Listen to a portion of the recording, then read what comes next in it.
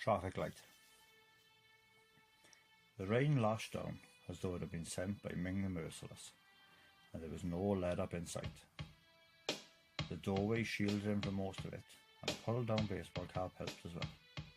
It truly was a miserable night, as had been the 3 previous. He could not leave though.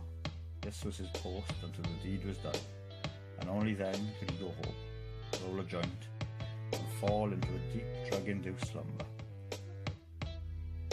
The traffic lights changed in their usual order, the bright colours reflected on the soaking wet road and in the high street windows. The job had to be done tonight. There had been 3 wasted opportunities already, and the gaffer was growing impatient with every passing day.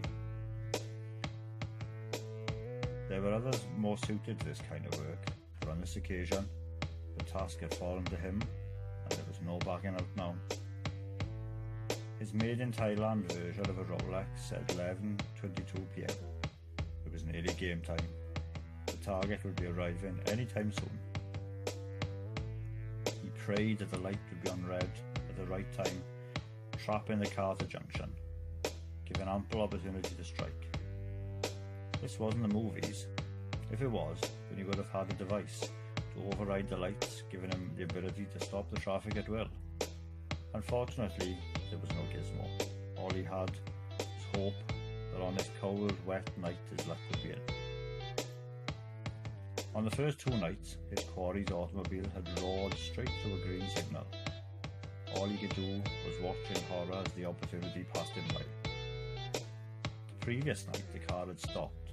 Just as he took a step out of the safety of the shop doorway, a police car pulled up behind the target. The intended victim was oblivious, but the 2 officers eyed our man with suspicion. He focused straight ahead and walked off to the street, trying to look nonchalant. The target had come very close to a grisly end, as he sat in his overpowered Euro box, blissfully unaware of the approaching danger that lay only a few feet away. Tonight was the night, he could feel it. His ears searched through the inner city sounds and the noise of the falling rain, waiting for the familiar, raspy burble of the German-made V8 engine. He tried to keep warm by shuffling his feet, but they were soaking wet, and becoming more and more numb with each passing second. The cold rose from his toes up through his bones to every extremity. The Smith & Wesson revolver clutched tightly felt like a block of ice, even though it was concealed under his jacket pocket. The old-school 6-shooter looked ancient, but felt reassuringly hefty within his grasp. He'd been offered modern semi-automatic pistols, but they were prone to jamming and resembled BB guns due to their lightweight composite plastic parts. There were 6 hollow-point rounds that would make one hell of a mess to any flesh that they encountered. A headshot resulted in almost decapitation, but a direct hit anywhere would be enough to finish anyone. The idea of murder did not sit easily with our assassin. He was no professional, and in truth, rather unwilling, but a combination of debts and circumstances was enough to land him with the awful job. He knew of the target well, and also knew he was no angel. Ed Barnes was the biggest drug lord in the city, a man who took no prisoners and showed no mercy. An enormous, steroid-fueled brute of a man who used fear and violence to ensure everyone else toed the line and made him a ton of money in the process. Our reluctant shooter could remember Barnes well from his days in school, when he was in the same year as his attractive and alluring daughter, who all the boys fancied. Secretly. Barnes was just a doorman back then, albeit the toughest for miles around. The whole school used to look on in awe whenever he rolled up in his 4x4, huge arm out the window, in order to pick up his only child. The person who had ordered the hit was a guy called Blake, and he was also a drug dealer, but on a much smaller scale, and he only traded in marijuana, not the hard stuff like Barnes. The reason, surprisingly, was not drug-related.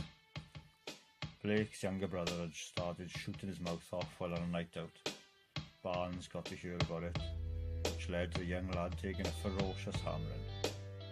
Barnes totally lost control, leaving the 19-year-old in a wheelchair for the rest of his life, and Blake in the mood for a terrible revenge.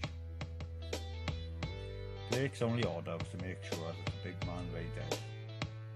If he survived, he would round up his lackeys and take them on a murderous rampage in order to eliminate all his enemies. The world would be a better place without Barnes and Buddy, our man reassured, desperately trying to convince himself that he was doing the right thing. His right ear seemed to twitch like a cartoon dog hearing a distant whistle. You could just about hear the BMW's stainless steel exhaust approaching from afar. Barnes always drove ridiculously fast, as though he desperately needed a toilet. And that night was no different. The engine roared and wailed as it was taken to the limit of its rev range by the heavy foot of its driver, who obviously had no respect for the precision-engineered machine. Our man craned his neck to look down the street until he spotted the speeding car's headlights, distinguishable by their distinctive shape and bluish tint. The knuckles on his right hand were white because of how tight he held the gun, and beginning to cramp up, but there wouldn't be much longer to wait. At that time, he held onto the revolver as though his life depended on it, but afterwards, he wouldn't be able to get rid of it quick enough. How ironic. His eyes switched from the approaching car to the traffic lights and back again several times. The fingers on his other hand were crossed in the hope that things would go his way tonight. "Change, you bastard," he whispered under his breath, as the defiant green light. And unbelievably, as though it had heard him, it went out, and the amber bulb burst into life. He could have punched the air and shouted, "Yeah!" But to his horror, Barnes was going to try and beat the lights and accelerated accordingly, the bonnet rearing up as he dropped the gear and floored the right pedal. No way, he thought, not again. His heart raced as the huge black 5 Series roared towards the junction and possibly off into the night. The yellow disappeared and the hallowed red shone brightly, signalling to all that they had to stop no matter who they happened to be. The car was still a good 20 metres from the light, so it would have to stop, surely, he hoped, and prayed to all the gods that he didn't believe in that it would. Barnes realised that he wasn't going to make it and slammed the anchors on. The rear end squirmed on the wet asphalt. There was no locking up of the wheels as the ABS did its job and brought the 2-ton machine to a shuddering halt. The late night high street was quiet. There were no pedestrians, and the big BMW was the only vehicle in the vicinity. The rain bounced off its shiny bodywork. It was time for action. The shooter took a deep breath as he cranked the revolver's hammer back, priming the deadly weapon, ready to kill. He took a step out into the rain and down onto the pavement and stood right next to the car. Barnes was sat talking into a mobile phone. He hadn't even seen his killer, lurking by his side. Holy Christ, this was it. There was no more waiting to endure. The gravity of the situation suddenly hit him square in the face. If he pulled the trigger, he would have to be extremely fortunate to get away with committing a murder. It was more likely that either he would be hunted by a posse of Barnes' men or end up in a tiny prison cell for the rest of his days. It was, however, too late to just stand there, contemplating what to do next, especially at night in the rain, and with the chance of a dreaded green light putting his plan in jeopardy. He aimed the gun with both hands, pointing it right to the driver, and tried with all his might to not let his eyes shut as he squeezed the trigger. The muzzle flash lit up the night, reflecting brightly off the shiny wet panels of the car, and the deafening bang rang out loud enough to bring the whole city to a standstill. The 357 rounds shattered the toughened glass window into tiny pieces and tore into the driver's ribcage, making an almost invisible entry hole.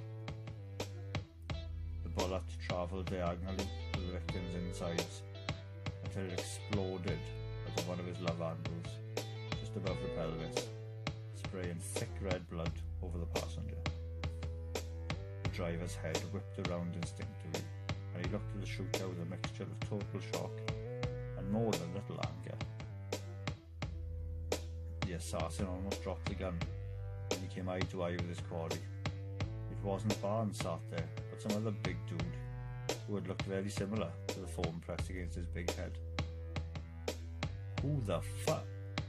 spat the gunman, but instead of answering the question, the driver started rummaging under the seat, probably looking for a weapon of some sort. Before there was any chance of retaliation, he fired again, this time at the chest area. The mystery driver's body shuddered upon impact, and more claret was spilled onto the pristine cream leather interior. That second shot proved enough to finish him off. His shaved head fell to one side, and his hands hung limply at his flanks. Whoever he was, his young life was over. Time to run as fast as he could, but wait, he had forgotten about the passenger, who had cowered silently on her seat, helplessly watching events unfold before her. She had seen his face, so she had to be disposed of, unfortunately. As he aimed the now dripping wet revolver at her, she spoke only one word. "Gaz?" Everyone called him Gaz, but how did she know that? His eyes widened with horror as he recognised her. "Jenna?" he inquired. It was Barnes' only daughter, and obviously the most important thing in the world to him. Not a nameless face, but now an old friend, which left him with no idea of what to do next. She didn't beg or plead in any way. Growing up with Barnes as a father had obviously toughened her up.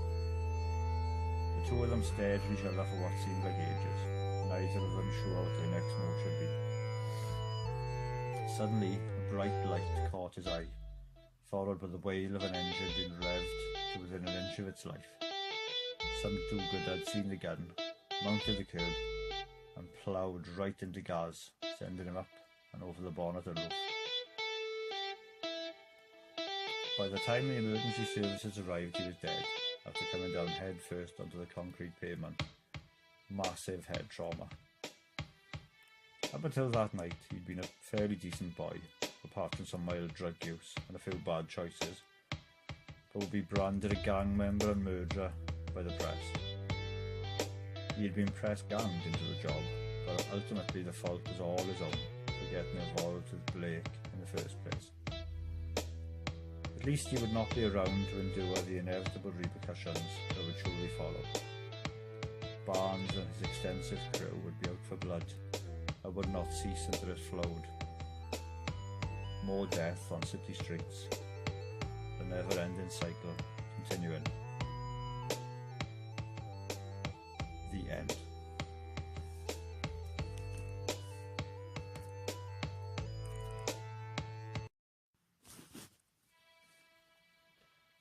Traffic light.